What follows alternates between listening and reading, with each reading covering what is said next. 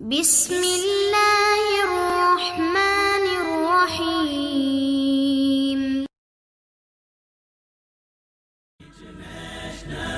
Islamic Research Center. السلام علیکم ورحمۃ اللہ وبرکاتہ.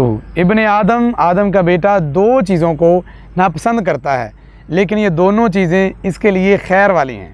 آپ علیہ الصلوۃ والسلام نے ارشاد فرمایا، سلسلہ حدیث صحیحہ میں حدیث نمبر 813 ہے.